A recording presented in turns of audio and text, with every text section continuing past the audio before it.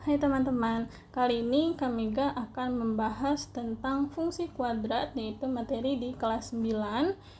Di sini penjelasannya agak panjang, nggak apa-apa ya, kita bahas perlahan satu persatu. Baca dulu soalnya. Diketahui grafik fungsi fx sama dengan minus x pangkat 2 ditambah 2x minus 3. Berdasarkan grafik fungsi tersebut, jawaban yang tepat dari pernyataan berikut adalah titik-titik. Jawabannya bisa lebih dari 1. Oke, kalau kalian masih ingat, fx itu bernilai ax pangkat 2 ditambah dengan bx ditambah dengan c. A itu adalah koefisien dari x pangkat 2. Di sini kan cuma minus x pangkat 2. Berarti bisa kita tulis A-nya A sama dengan minus 1. Ini ya. Terus untuk B, koefisien dari X berarti B sama dengan 2. Sedangkan C adalah konstanta, yaitu bilangan tanpa variabel. Berarti C sama dengan minus 3. Selanjutnya, kita mau menentukan sifat grafik fungsi kuadrat. Berdasarkan tadi ya, rumus fx, kita tentukan mulai dari huruf A. A jika bernilai positif atau bisa ditulis lebih besar dari 0, maka kurvanya akan terbuka ke atas.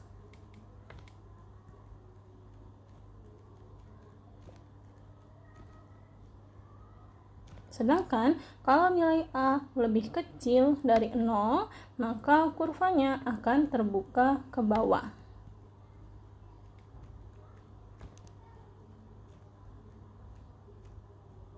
Oke, aku gambarkan di sebelahnya ya. Untuk A yang positif, di sini bentuknya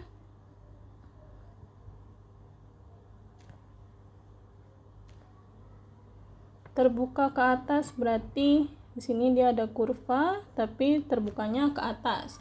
Sedangkan untuk A lebih kecil dari 0, bentuk kurvanya seperti ini.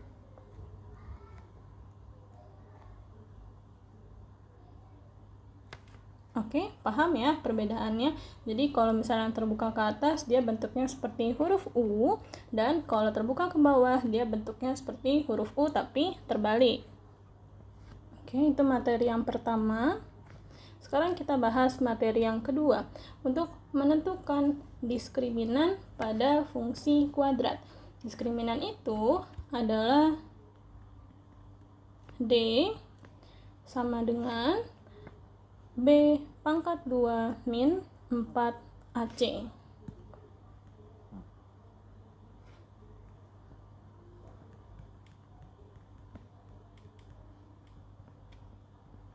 Oke, fungsi diskriminan itu apa? Fungsinya digunakan untuk mencari hubungan kurva terhadap sumbu X. Sumbu X itu sumbu yang horizontal ya. Kita tentukan, jika D sama dengan 0, maka artinya kurva menyinggung atau memotong sumbu X di satu titik. Lalu, kalau misalnya nilai diskriminannya dihasilkan positif lebih dari 0, maka bentuk kurvanya memotong sumbu X di dua titik yang berbeda.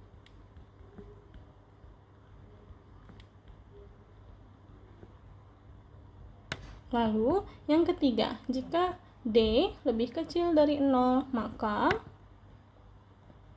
kurva yang dihasilkan tidak memotong sumbu X.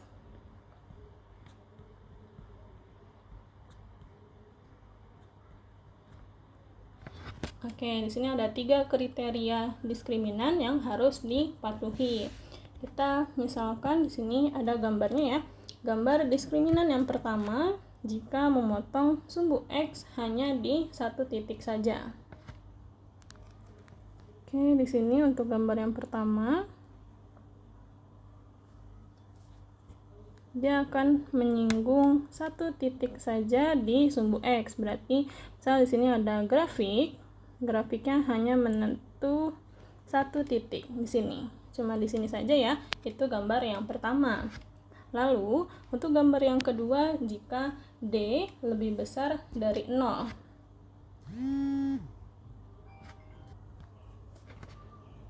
Oke, sekarang yang kedua. Bentuknya seperti ini. Dia akan menyentuh dua titik yang berbeda. Sini ya, sini ada titik yang pertama, di sini ada titik yang kedua. Selanjutnya untuk yang D lebih kecil 0.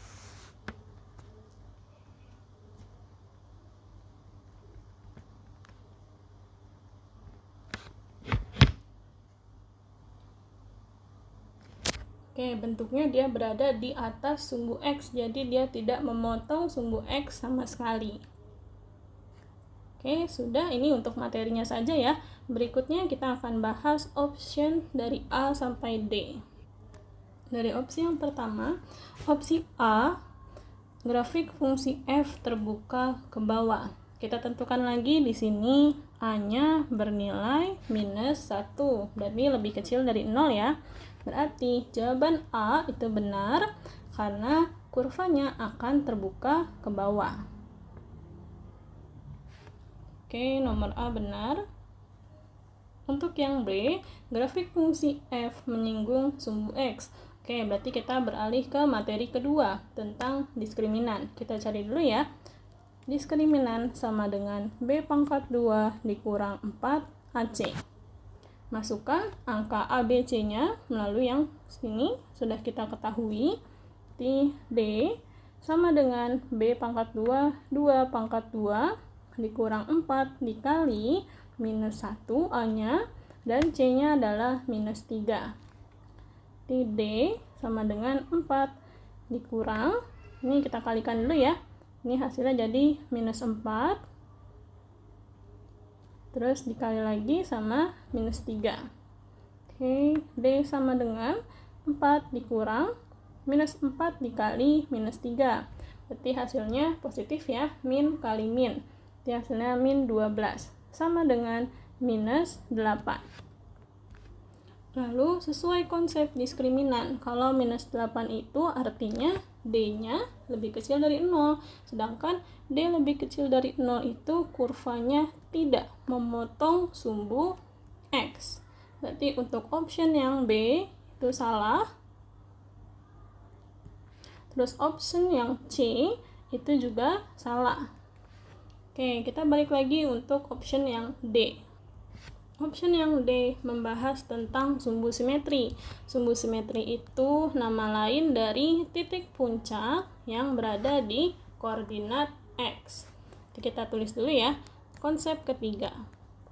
Konsep ketiga tentang sumbu simetri X, atau boleh kita tulis sebagai XP, yaitu titik puncak.